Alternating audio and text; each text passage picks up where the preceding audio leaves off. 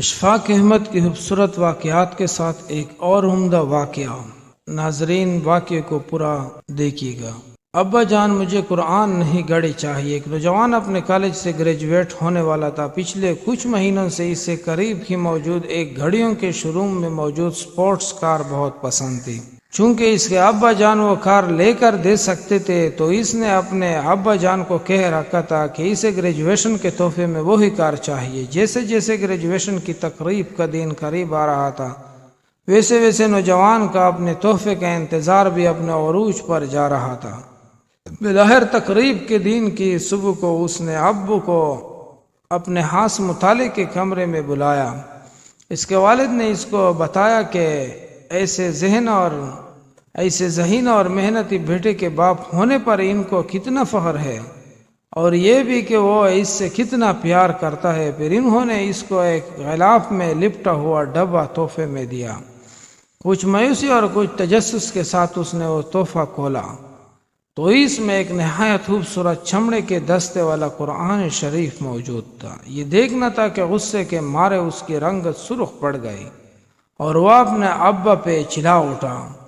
اپنی اتنی ساری دولت ہونے کے باوجود آپ نے مجھے صرف یہ قرآن تحفے میں دیا؟ اور پھر وہ انمول تحفے کو وہی رکھ کر نکلا اور گھر چھوڑ کر چلا گیا۔ بہت سال گزر گئے اور پلٹ کر اپنے ابا کے گھر نہیں آ گیا۔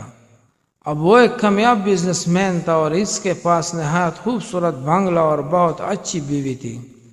اب اسے کبھی کبھی اپنے ابا کی یاد ستاتی تھی کہ وہ بہت بوڑھے ہو چکے ہوں گے اور شاید انہیں اس کی ضرورت بھی ہوگی۔ وہ سوچتا تھا کہ اسے اپنے ابا کو ملنے جانا چاہیے۔ اس سے پہلے کہ وہ اپنے ابا کو ملنے جاتا ایک دن اسے اطلاع ملی کہ اس کے ابا انتقال کر گئے۔ وہ وصیت میں اپنا سب کچھ اس کے نام کر گئے۔ افراتفری اور غم کے عالم میں ابو کے گھر جانا پڑا۔ جب وہ ابو کے گھر پہنچا تو اس کا دل غم کی شدت سے بھر گیا اور ایک پچھتاوے کا احساس اس کے سینے میں جاگ اٹھا۔ تدفین اور فراغت کے بعد وہ اپنے ابا کی ضروری سامان کا جائزہ لے رہا تھا، تبھی اسے وہی تحفہ، وہی قرآن بالکل نئی حالت میں پڑا ہوا ملا جسے وہ سالوں پہلے اسے چھوڑ کر گیا تھا۔ آنکھوں میں آنسو کے ساتھ اس نے قرآن شریف کو کھولا اور اس کے اوراق پلٹنے لگا۔ یوں ہی اوراق پلٹتے ہوئے اس نے ایک صفحے پر دیکھا کہ اس کے ابا نے ایک آیت پہ نشان لگایا ہوا تھا۔ وہ سورۃ الرعد کی 28ویں آیت تھی۔ ترجمہ: بے شک اللہ کی یاد دلوں کو سکون بخشتی ہے۔ اس نے آیت پڑھی تبھی قرآن کی پچھلی جانب سے کوئی چیز نیچے گری۔ وہ ایک کار کی چابی تھی۔ اسی کے پسند کردہ شو روم میں موجود کار کی چابی کے ساتھ موجود رسید میں اس کی گریجویشن والی تاریخ لکھی تھی اور ساتھ یہ بھی لکھا تھا کہ مکمل قیمت ادا کر دی گئی ہے۔